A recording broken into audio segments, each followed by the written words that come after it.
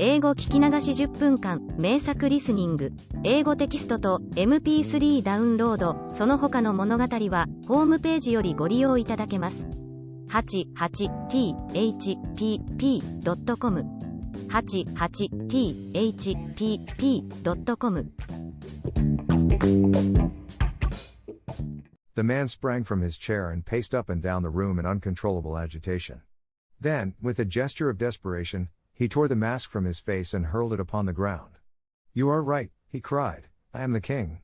Why should I attempt to conceal it?" "Why, indeed?" murmured Holmes. "Your Majesty had not spoken before I was aware that I was addressing Wilhelm Gottsreich Sigismund von Ormstein, Grand Duke of Kassel-Felstein, and hereditary King of Bohemia. But you can understand," said our strange visitor, sitting down once more and passing his hand over his high white forehead, "you can understand that I am not accustomed to doing such business in my own person.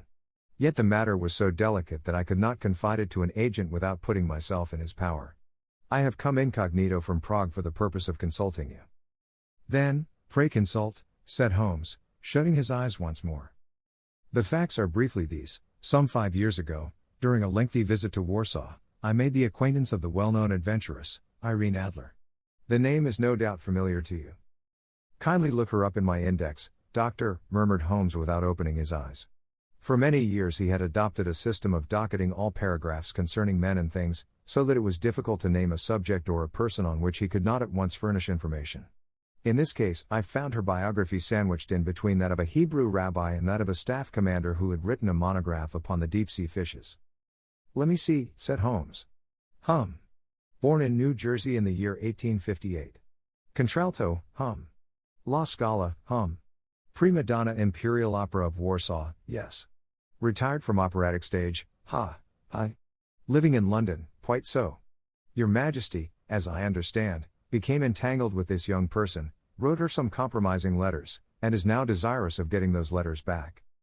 "Precisely so. But how? Was there a secret marriage?" "None." "No legal papers or certificates?" "None." "Then I fail to follow your Majesty. If this young person should produce her letters for blackmailing or other purposes, how is she to prove their authenticity?" "There is the writing." Pooh. "Forgery." "My private notepaper." "Stolen." "My own seal." "Imitated." "My photograph." "Bought." "We were both in the photograph." "Oh, dear. That is very bad. Your Majesty has indeed committed an indiscretion." "I was mad, insane." "You have compromised yourself seriously." "I was only Crown Prince then. I was young. I am but 30 now. It must be recovered. We have tried and failed. Your Majesty must pay. It must be bought." "She will not sell." "Stolen, then." 5 attempts have been made.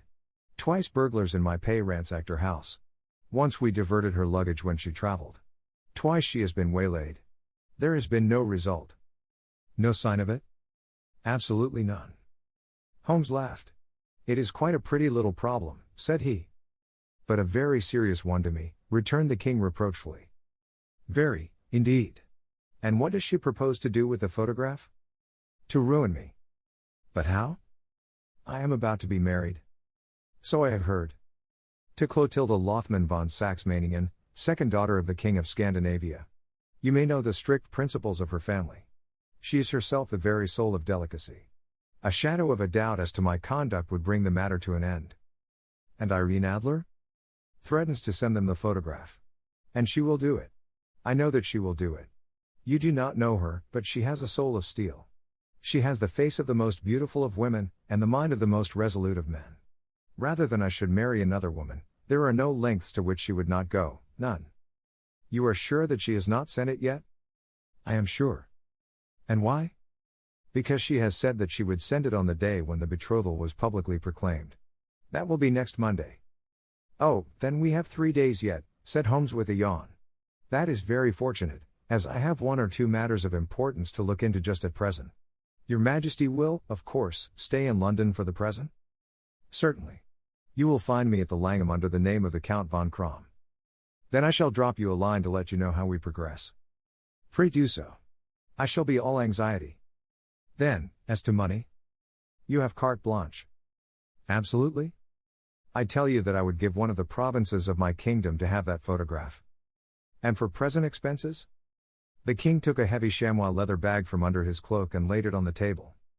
There are 300 pounds in gold and 700 in notes, he said. Holmes scribbled a receipt upon a sheet of his notebook and handed it to him.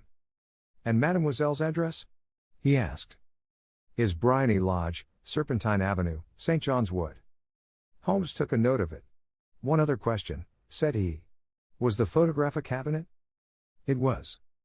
Then, good night, Your Majesty, and I trust that we shall soon have some good news for you.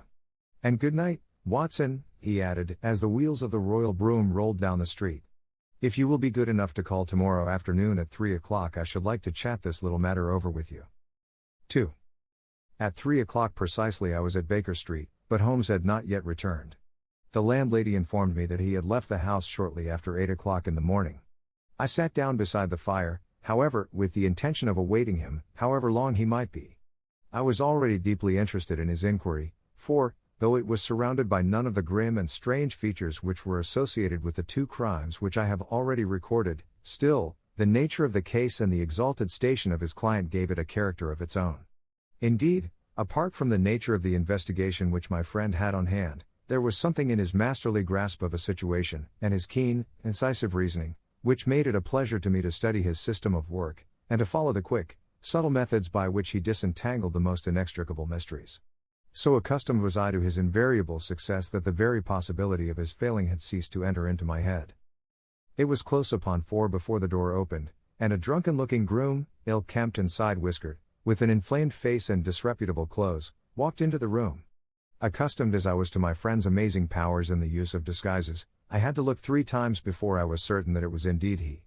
With a nod he vanished into the bedroom, whence he emerged in 5 minutes tweed-suited and respectable, as of old. Putting his hands into his pockets, he stretched out his legs in front of the fire and laughed heartily for some minutes.